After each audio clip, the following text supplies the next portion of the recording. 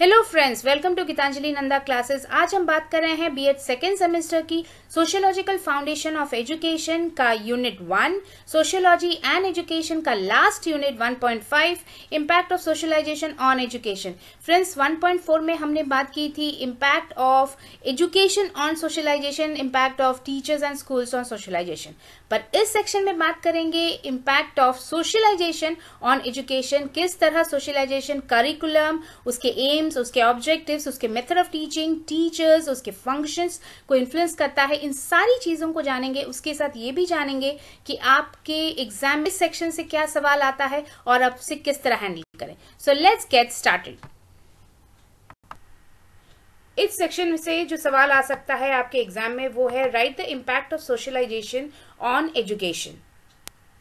अगर सवाल आपका सोशलाइजेशन के इम्पैक्ट के है ऑन एजुकेशन, तो फ्रेंड्स पहले आप सोशलाइजेशन का डेफिनेशन बताइएगा, वो क्या होता है बताइएगा। उसके बाद जाके आप एजुकेशन का डेफिनेशन बताइएगा और अकॉर्डिंग टू सोशियोलॉजी एजुकेशन क्या मायने रखता है and how it brings changes, वो आप थोड़ा डिस्क्राइब कीजिएगा। इसके बाद आप पॉइंट वाइज फॉर्म में कि एजुकेशन किस जगह एजुकेशन को इन्फ्लुएंस करता है सोशलाइजेशन, जिस तरह उसके मीनिंग को, उसके एम को, उसके करिकुलम को, टीचर्स को, डिसिप्लिन को, या फिर उसके मेथड ऑफ टीचिंग को, हर एक को आपको पॉइंट वाइज फॉर्म में एक्सप्लेन करना है। तो आप लिखिएगा socialisation is the life long process through which people learn the values and norms of a given society. यानी एक सोसाइटी के वैल्यूज और नॉर्म्स को सिखाना, उसे कहा जाता है सोशलाइजेशन, जो एक लाइफ लॉन्ग प्रोसेस है।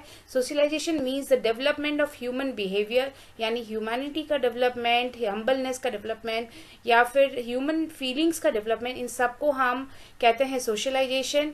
प्रिपेयर करता है सोशलाइजेशन बच्चों को ताकि वो सोसाइटी में फिट कर हो पाए। तो socialisation prepares children to fit well in the society in which they are born.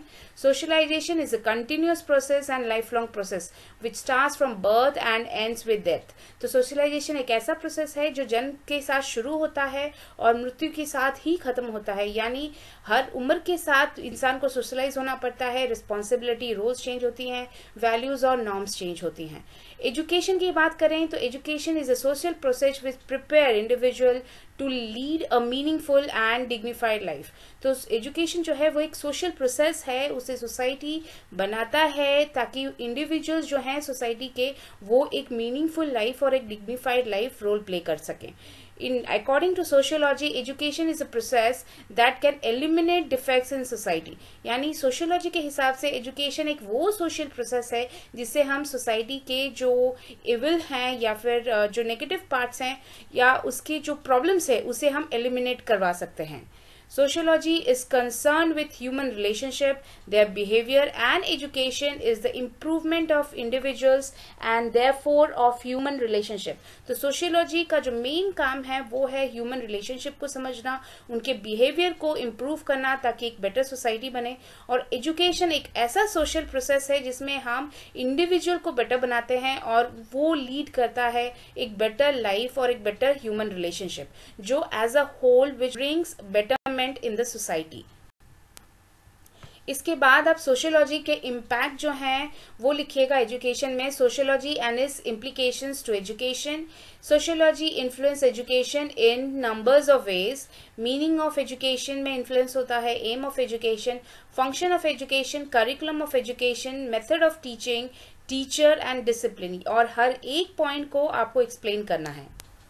First में लिखिएगा meaning of education. Sociology meaning देता है एजुकेशन को और सोशियोलॉजी मानता है कि हम एजुकेशन के द्वारा जो एक सोशल प्रोसेस है, एक कॉन्शियसली कंट्रोल्ड सोशल प्रोसेस है, उसमें बिहेवियरल चेंज ला सकते हैं इंडिविजुअल में, जो लेटर ऑन जाकर behavioural change in a group and a society लाता है। Sociology gives meaning to education. According to sociology, education is a consciously controlled process which should bring change in behaviour of individual and through individual in group. Second में लिखिएगा aim of education, sociology aim and objective of education भी देता है और ये मानता है कि जो बिहेवियरल चेंज हम चाहते हैं इंडिविजुअल में वो सोशल एटीट्यूड में चेंज हो, उनकी फीलिंग में चेंज हो और सोशल एफिशिएंसी में चेंज हो। उसके साथ एजुकेशन के द्वारा हम वोकेशनल एफिशिएंसी, वोकेशनल ट्रेनिंग दे सकते हैं इंडिविजुअल्स को जो उन्हें एक डिग्निफाइड लाइफ के लिए ज़रूरी है और एक नेशन के लिए स्किल्ड लोगों की भी रिक्वायरमेंट फुलफिल करता है।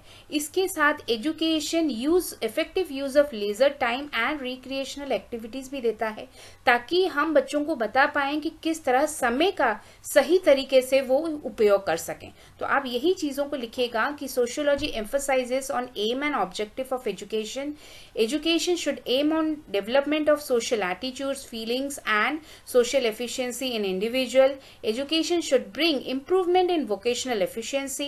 Education should teach effective use of leisure time and development of healthy recreational activities. Third में आता है फंक्शन ऑफ एजुकेशन। सोशियोलॉजी के हिसाब से एजुकेशन का फंक्शन है कि वो नॉलेज दे, सोशल कंट्रोल जो है वो एटीट्यूड डेवलप कराए बच्चों में, उसके साथ सोशल हेरिटेज और कल्चर को ट्रांसमिट कराए to next generation and social processes के बारे में बताए। उसके साथ इंडिविजुअल के अंदर development of constructive and creative thinking भी करवाए। तो आप लिखिएगा to give more knowledge, education as means of social control, education as a medium of transmit of social heritage and culture, education as means of social process, education as means of developing constructive and creative thinking in individual. Fourth है curriculum. Curriculum ऐसा होना चाहिए जो we feeling और feeling की भावना दिलाए, यानी हम सब एक हैं, हमारी जो देश है वो एक है और हमें मिलजुल के काम करना चाहिए। तो ब्रदरहुड की या फिर वर्ल्ड सिटीजनशिप की, इंटरनेशनल अंडरस्टैंडिंग की डेवलपमेंट हो, इस तरह का करिकुलम होना चाहिए। Curriculum spirit of social interaction development करवानी चाहिए। करिकुलम जो होना चाहिए वो aspiration and ideas of society पर बेस्ड होने चाहिए। सोसाइटी की नीड्स एंड प्रॉब्लम्स को सॉल्व जिस तरह करें उस तरह के करिकुलम होने चाहिए।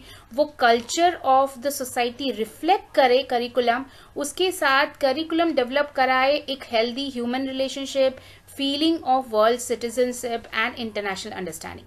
और लास्ट में करिकुलम जो सबसे इंपॉर्टेंट है, फ्लेक्सिबल होना चाहिए, हर एक इंडिविजुअल के लिए समान होना चाहिए, डिस्क्रिमिनेट नहीं करना चाहिए, डायनामिक होना चाहिए और वोकेशनल एफिशिएंसी डेवलप करवानी चाहिए बच्चों में ताकि वो फर्दर आगे जाकर एक डिग्निफाइड लाइफ जी पाएं और एक effective citizen of the nation बन पाए। तो आप लिखिएगा sociology, according to sociology, curriculum should develop we feeling a feeling, which means student belongs to society and should have spirit of social interaction. Curriculum should be framed according to aspiration and ideas of society, needs and problems of society. Curriculum should reflect cultural values of society. It should develop healthy human relationship, feelings of world citizenship and international understanding. It should be flexible, dynamic and develop vocational efficiency in students. Fifth है method of teaching. Sociology emphasise करता है कि कोई भी ऐसा method use नहीं करना चाहिए जो सोशली एक्सेप्टेबल ना हो।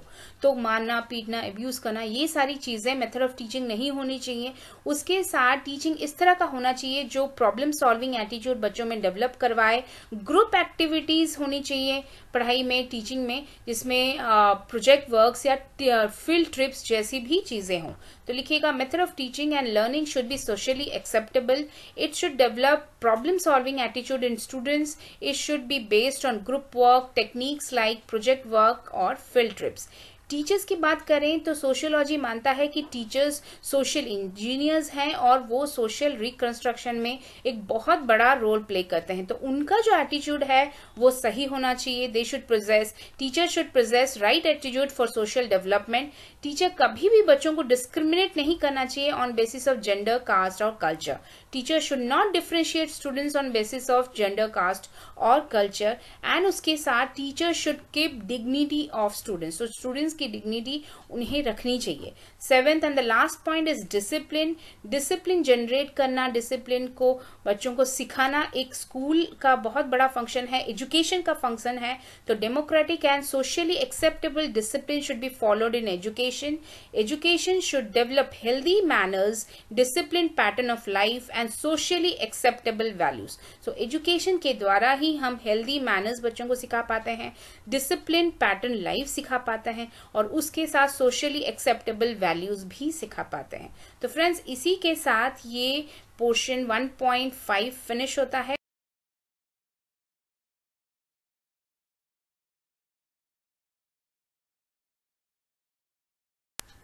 फ्रेंड्स, अगर आपको मेरा पढ़ाने का तरीका अच्छा लग रहा है तो इसे लाइक कीजिए, फ्रेंड्स के साथ शेयर कीजिए, सब्सक्राइब करना बिल्कुल भी मत भूलिएगा. मुझे कमेंट्स लिखते रहिए, एग्जाम आने वाले हैं.